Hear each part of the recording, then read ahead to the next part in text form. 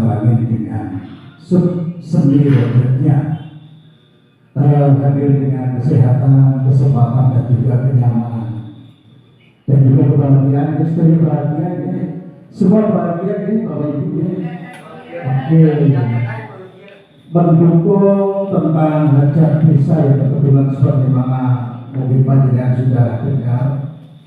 Desa Mendayu merupakan salah satu desa yang dipercaya mulai dari tingkat kecamatan untuk menjadi salah satu desa perluasan percontohan desa anti korupsi, yaitu rupa-rupanya belum semua desa yang ada di wilayah kecamatan Mangadati mau menerima. Sudah dengar, Desa Mendayu merupakan salah satu desa yang dipercaya mulai dari tingkat kecamatan untuk menjadi salah satu desa perluasan percontohan desa anti korupsi, yaitu rupa-rupanya belum semua desa yang ada di wilayah kecamatan Mangadati mau menerima atau sanggup menjalankan, karena beberapa indikator yang harus dicukupi dan kemudian Mendayu menjadi salah satunya yang diamanati, yang dipercaya menjadi percontohan itu. Bismillahirrahmanirrahim. Hajat desa ini sangatlah sinkron ataupun sangat tepat ketika bisa menerima tawanan itu.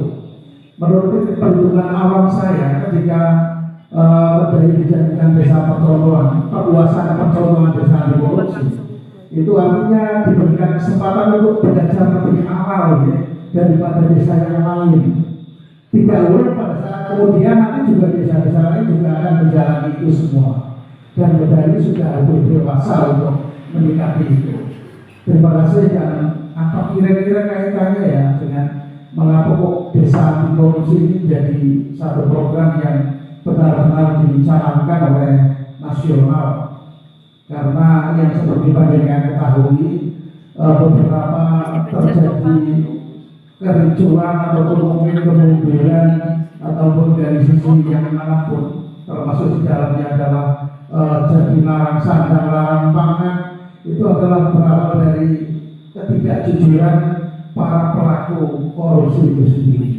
Korupsi itu apa Bapak Ibu? Korupsi adalah satu tindakan yang merugikan dari pihak lain, apapun itu bentuknya, merugikan pihak lain berupa barang, berupa uang, dan berupa juga waktu. Jadi korupsi tidak hanya melulu bagi pejabat di sebuah pemerintahan ataupun satu pengurus di sebuah kelembagaan yang melakukan kesalahan saja.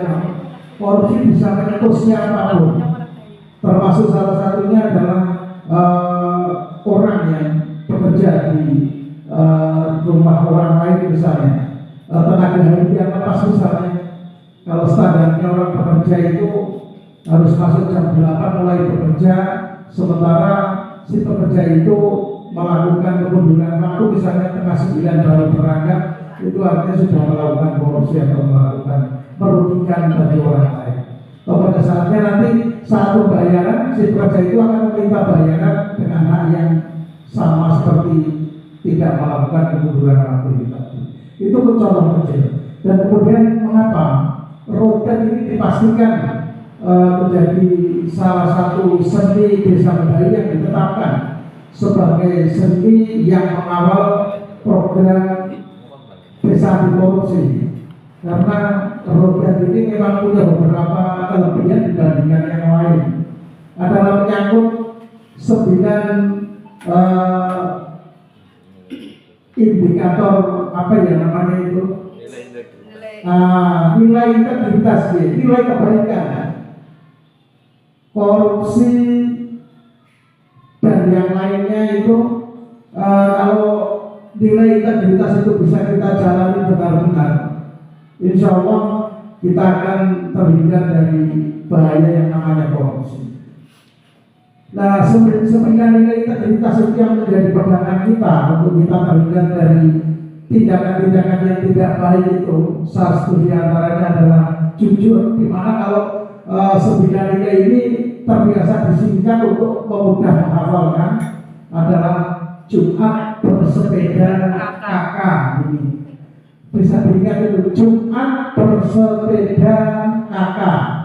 Ini jabarannya seperti ini: jujur, kemudian mandiri, kemudian tanggung jawab, kemudian berani, kemudian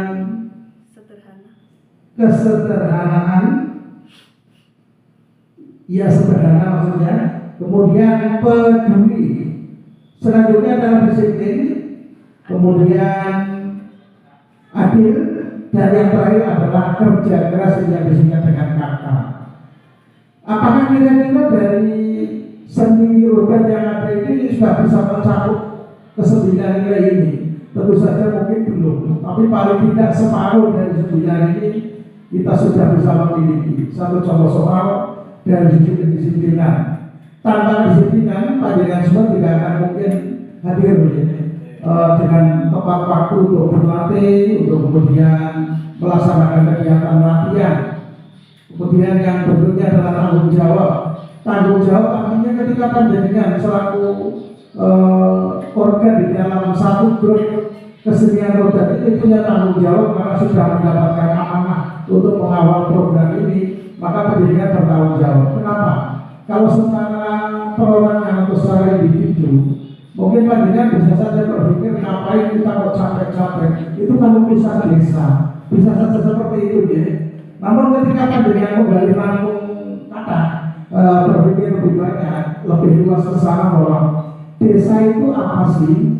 Desa adalah sebuah pemerintahan yang menempatkan pada suatu wilayah, dan kemudian di situ ada masyarakat dan ada aturan.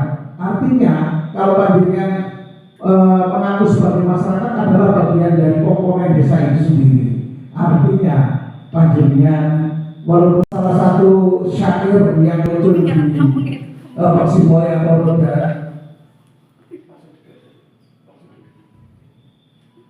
atau Roda ini adalah membimbing satu sikap keseharian berupa kesederhanaan. Sederhana di sini seperti apa pengertiannya? Kalau sederhana adalah sebuah perilaku atau kebiasaan yang tidak suka menampakkan kemewahan. Contoh soal tidak menampakkan kelebihan, ya sederhana seperti itu. Karena apa dampaknya?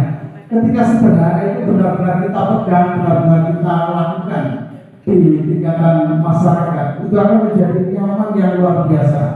Karena dari sederhana itu kita terhindar dari bahasa ataupun dari tuduhan mungkin masyarakat sekitar atau tonggo yang mungkin ada rasa iri dan dengki.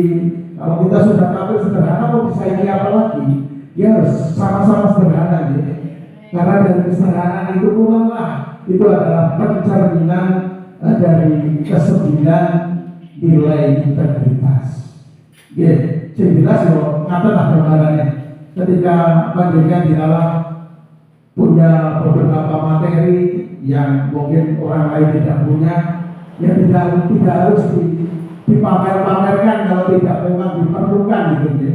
Apalagi yang diperlukan misalnya saya punya mobil 8 tersimpan di mana dan di mana, orang sangat dimunculkan, tapi ketika lingkungan itu membutuhkan misalnya aku kok ada besaran palingan aku kurang apa dan kira-kira bisa aku tak ngomong, nah seperti itu misalnya. Jadi dari sikap sederhana itu kita juga terbebas dari sikap SNS. SNS itu senang melihat orang susah melihat orang senang. Nah itu kalau dulu dalam hati yang masih belum Android itu kan kita berkomunikasi dengan SMS, itu bisa kita ambil singkatannya. Senang melihat orang lain susah melihat orang lain senang. Mobil tinggal terbalik saja itu. Susah melihat orang lain senang melihat orang lain susah. Nah itu ala banget ya, ala kabeh ya. Coba itu dibalik menjadi yang terbaik. Ya, saya kira itu dengan kesederhanaan kita bisa saja membangun suasana kenyamanan, kedamaian di lingkungan masing-masing.